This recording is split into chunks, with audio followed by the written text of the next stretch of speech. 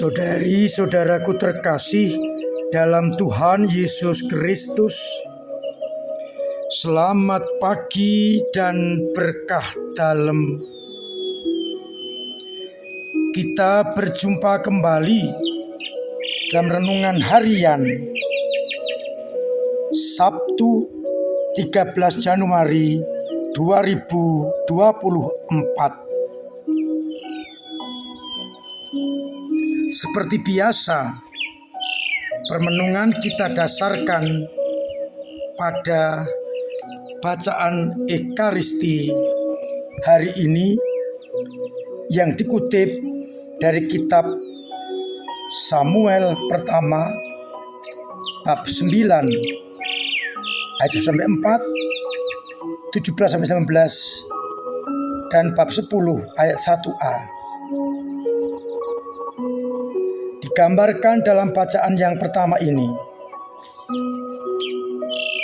bagaimana Saul dipilih oleh Allah dan diurapi oleh Samuel menjadi raja bangsa Israel. Sedangkan pada bacaan Injil kita akan mendengarkan kisah panggilan Lewi anak Alfeus. Ia dari pemungut cukai dipanggil untuk menjadi pengikutnya, menjadi muridnya, dan Yesus menegaskan, "Aku datang bukan untuk memanggil orang benar, melainkan orang yang berdosa."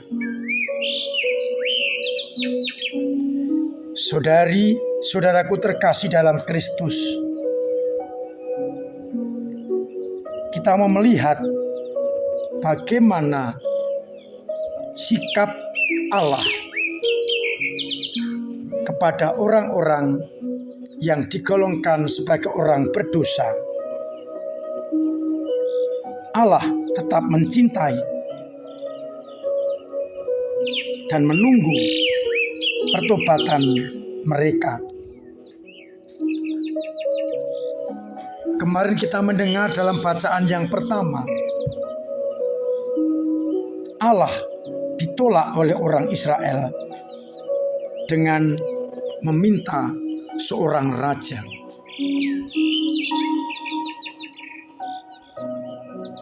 Bisa digambarkan bagaimana rasanya orang ditolak. Biasanya muncul sikap marah, jengkel, balas dendam, dan sebagainya. Namun berbeda dengan Allah yang tetap mencintai umatnya dengan memilihkan seorang raja yang tepat untuk memimpin bangsa Israel. Dan Saullah orang yang dipilih itu. Allah meskipun ditolak, disakiti, tetap bersikap mencintai, menyelamatkan. Demikian juga dalam bacaan Injil. Pemungut cukai itu dianggap orang berdosa, orang pengkhianat, maka dibenci, dikucilkan oleh orang-orang sebangsanya. Berbeda dengan Yesus, ia tetap menerima orang yang berdosa meskipun dosanya dibenci, tapi orangnya harus diselamatkan. Yesus ingin menunjukkan kepada kita bersikap kepada semua orang dengan bijaksana dan membawa orang menuju kepada pertobatan dan keselamatan.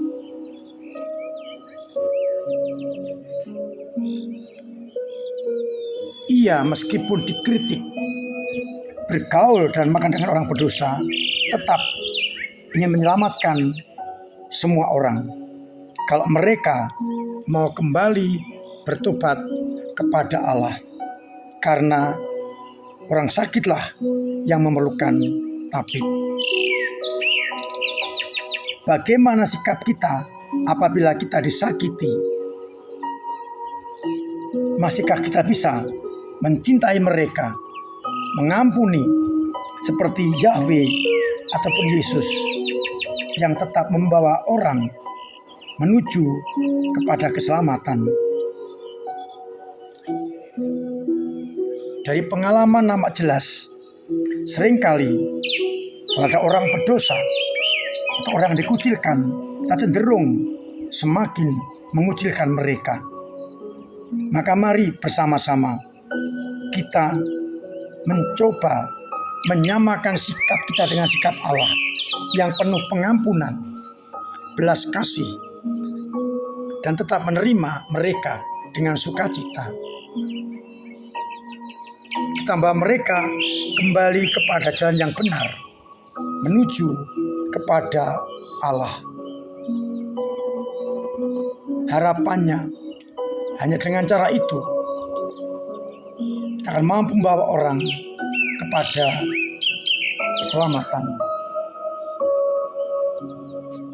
Dari sisi lain, sebagai orang yang berdosa, yang kemudian diberi belas kasih Allah, diberi kesempatan untuk bertobat, sudahkah kita manfaatkan untuk kembali berdamai dengan Allah?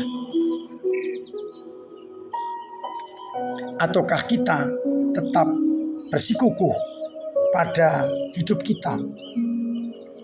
Belajar dari Lewi, kita hendaknya bangkit, meninggalkan manusia lama dan bersatu dengan Yesus, ambil bagian dalam karya perutusannya. Kita harus mempunyai hati untuk bertobat, terbuka kepada kehendak Allah. Oleh karena itu, pada hari ini saya mengajak merenungkan dua hal. Yang pertama, hendaknya kita memiliki sikap atau hati seperti Allah dan Yesus yang terbuka kepada semua orang, termasuk orang-orang yang menyakiti kita, orang-orang yang digolongkan orang berdosa, orang-orang yang digolongkan jauh dari Allah. Nah, kita rangkul, kita bawa kembali kepada Allah.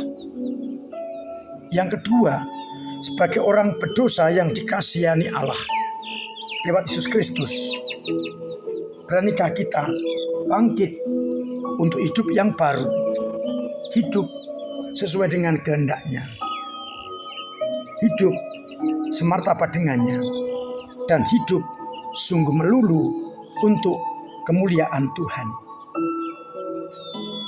Harapannya dengan pertobatan kita pun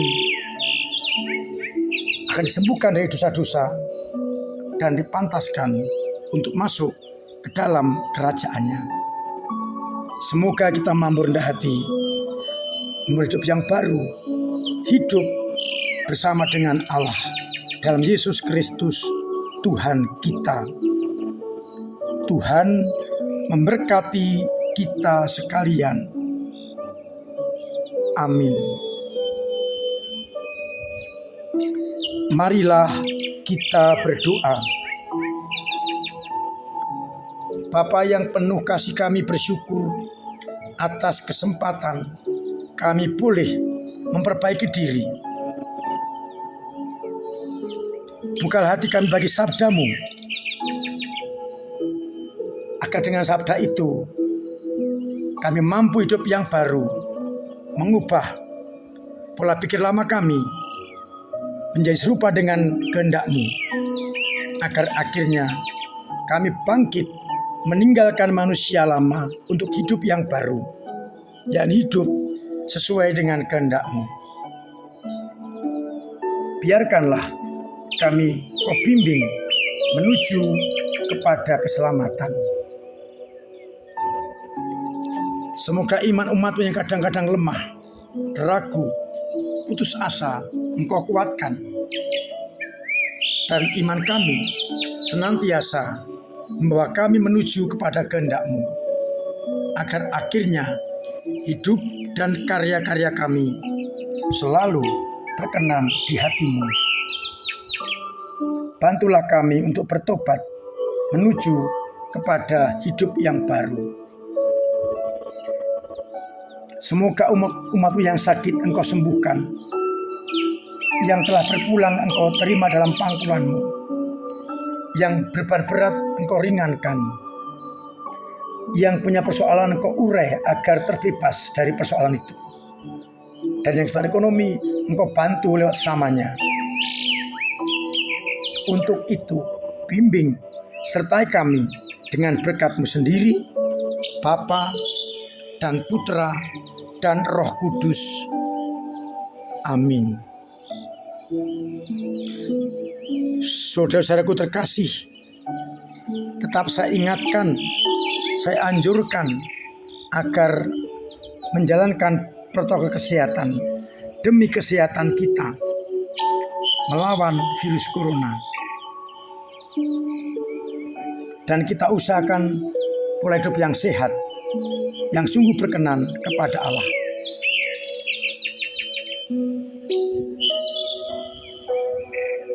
Untuk membantu saudara kita di Flores, khususnya di pengungsian tempat Budototo, saya mengundang untuk ambil bagian dalam dompet bencana Flores.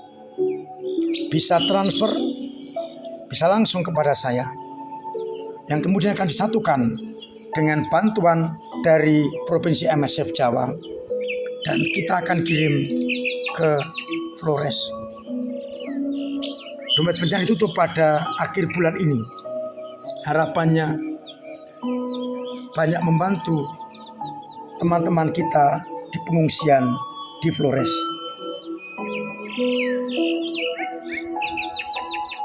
Terima kasih kepada siapapun juga yang terus berkontribusi untuk gereja, sehingga gereja bisa melayani umat dengan sebaik-baiknya,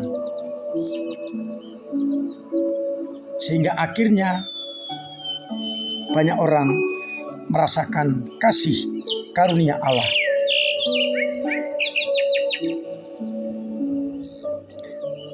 Doa-doa panjenengan sangat berguna bagi kami, bagi Dewan dan bagi umat. Karya dan tenaga juga membantu. Nah, dengan tenaga dan karya, gereja mempunyai perpanjangan tangan untuk pelayanan.